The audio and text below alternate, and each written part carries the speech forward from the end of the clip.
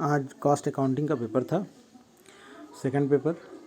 तो इसके जो क्वेश्चन है उसके आंसर हम बता रहे हैं। An example of variable cost is, तो सही ऑप्शन है डायरेक्ट मटेरियल कॉस्ट।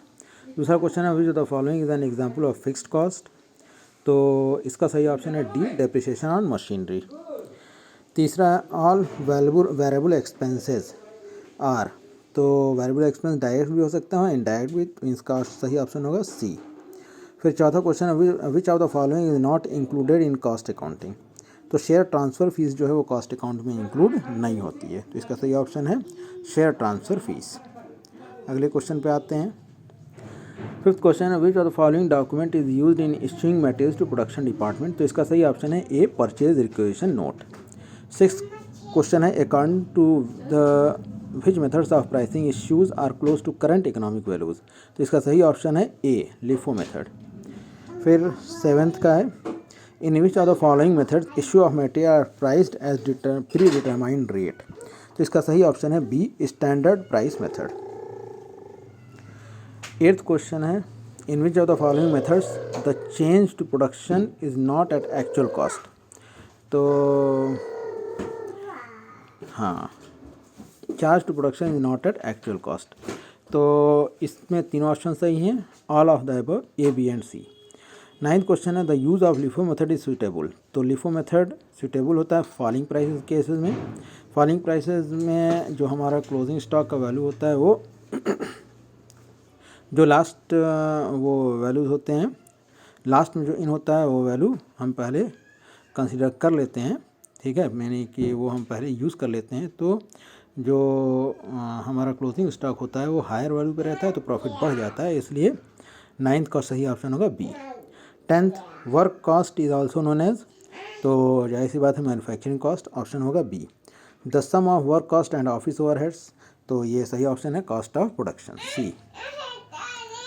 फिर ट्वेल्थ क्वेश्चन में in the absence of any clear information joint office overhead will be allocated in the ratio of work cost, तो option होगा C, work cost. 13th if profit is 25% of cost then it will be, अब जब percentage profit का cost पे दिया हो और cell पे निकालना हो, ये एक्चुअल में जो क्वेश्चन इंग्लिश में दिया हो वो थोड़ा गलत दे दिया है, परसेंटेज ऑफ कॉस्ट लिखा हुआ है, ये हिंदी वाला पढ़ो तो इसमें लिखा हुआ है 25% बिक्री पे क्या होगा, तो यानी कि ये सेल पे पूछा है, तो सही ऑप्शन होगा रेट अपॉन 100 प्लस रेट, यानी 25/125, तो 1/5 आएगा, 100 से मल्टीप्लाई करेंगे तो आएगा 20%, तो सही ऑप्शन होगा ए, 13th का ए।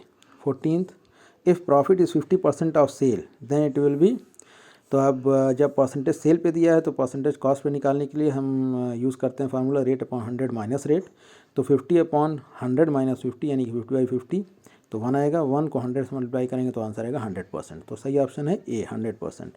15th if cost price is 18,000 then 33 whole 1/3% profit on selling price, अब प्रॉफिट सेलिंग प्राइस पे पूछा है और परसेंटेज सेलिंग प्राइस पे दिया हुआ है और कॉस्ट प्राइस वैल्यू कॉस्ट दी हुई है, तो वही फार्मूला अप्लाई करेंगे हम, रेट अपॉन 100 माइनस रेट, तो ये 1/2 आएगा कैलकुलेट करने पे, तो 1/2 18,000 का 1/2 करेंगे तो कितना आएगा 9,000, तो प्रॉफिट सही होगा, जो ऑप्शन सही है वो कौन सा है, बी, 9,000।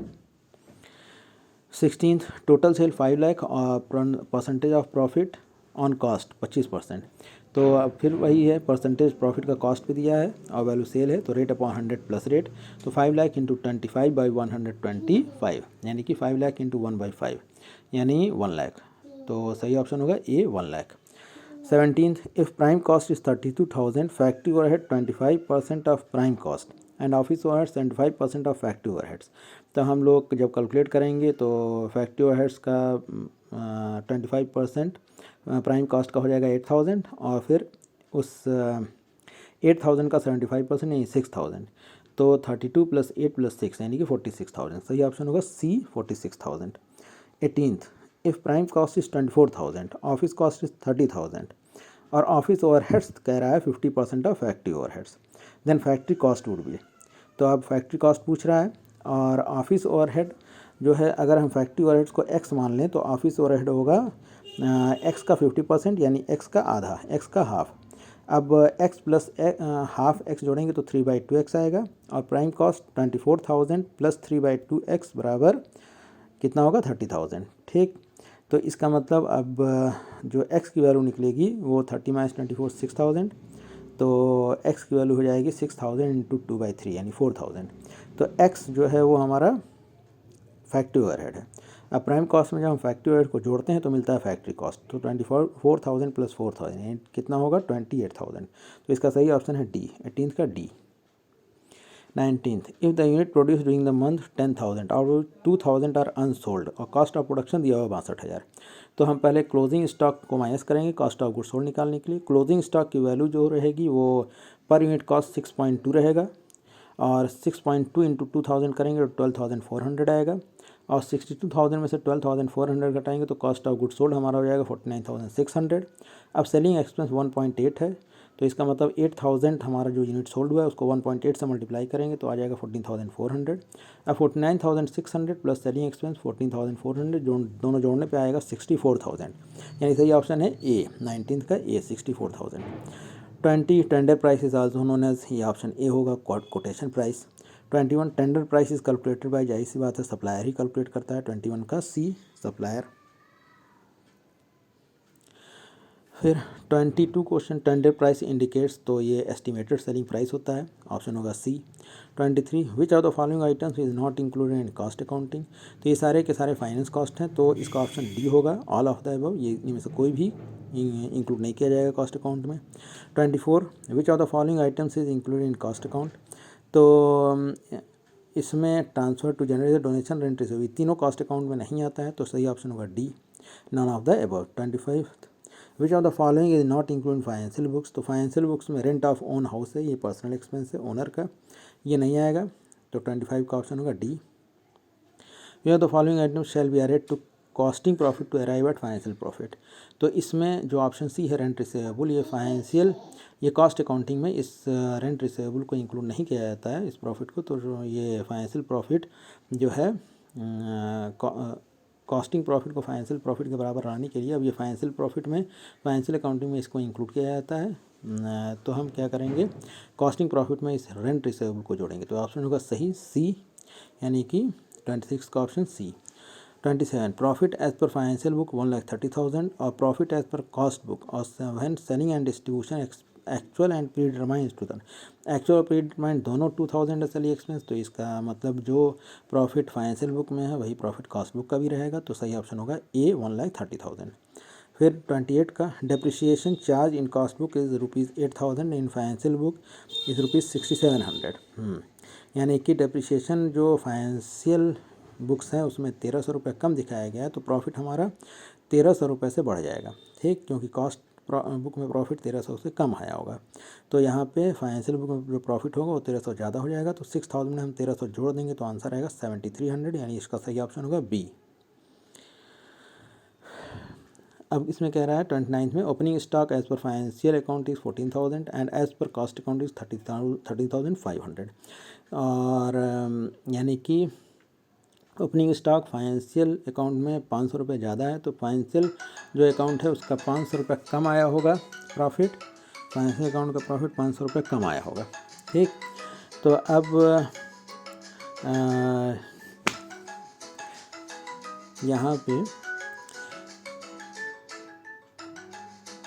जो profit as per financial book when the profit as per cost book is 54,000, तो profit as per cost book जो है वो दिया हुआ है 54,000, इसका मतलब कॉस्ट बुक में जो प्रॉफिट है वो 500 रुपये ज़्यादा दिख रहा होगा, ठीक है, तो इसलिए फाइनेंशियल जो प्रॉफिट है वो 500 कम कर देंगे, तो 500 घटाएंगे तो हमारा जो आएगा 53,500, तो 29 का सही ऑप्शन है बी, 53,500। 53,500। अब 30th क्वेश्चन में कह रहा है profit as per cost book is ₹28,000, profit as per cost book is ₹28,000. What will the profit as per financial book when ₹2,000 of interest on debenture has not been shown in the financial book?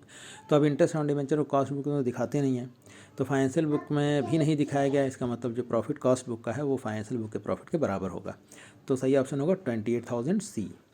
31. When a contract is completed at the end of an accounting period, तो जाहिर सी बात है completed contract का जो profit होता है वो पीएल अकाउंट में ही जाता है. तो 31 का ऑप्शन होगा A, profit and loss account. 32. When a contract is 50% completed the amount of profit is transferred to, तो ये सबको रूल पता है, 2/3 of the earned profit multiply by cash ratio. तो सही ऑप्शन होगा C. 33. In contract costing contract account is prepared by, ऐसी बात है कॉन्ट्रैक्ट अकाउंट कॉन्ट्रैक्टर ही बनाता है, तो सही ऑप्शन होगा ए. 34. If cash received on any contract account amounted ₹1,50,000 being 80% of work certified. अब वर्क सर्टिफाइड पूछा है तो 1,50,000 इंटू 100/80 कर देंगे तो आ जाएगा आंसर 1,87,500. तो सही ऑप्शन होगा B. 35. If cash received on any contract accounts amounted to ₹1,60,000 being 4/5 of work certified. तो वर्क सर्टिफाइड का 4/5 है, तो जाहिर सी बात है वर्क सर्टिफाइड जो होगा वो 1,60,000 इंटू 5/4 हो जाएगा. 4 से मल्टीप्लाई करेंगे 2 लाख. तो 35 का जो सही ऑप्शन होगा डी, 2 लाख.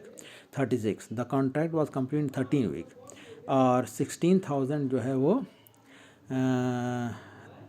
एंड पे जो प्लान रिटर्न किया गया है 16,000 वैल्यू इसकी, डिप्रिसिएशन 20% लगाने के बाद.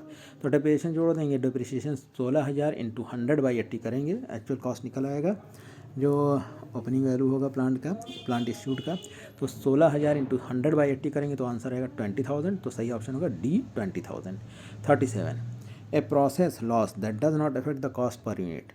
तो कॉस्ट पर यूनिट को एब नॉर्मल लॉस कोई इफेक्ट नहीं डालता कॉस्ट पर यूनिट पे, तो इसका सही ऑप्शन होगा ए, 37 का ए. 38. In process costing cost per unit increases because of normal loss. ये तो सही ऑप्शन है नॉर्मल लॉस ए.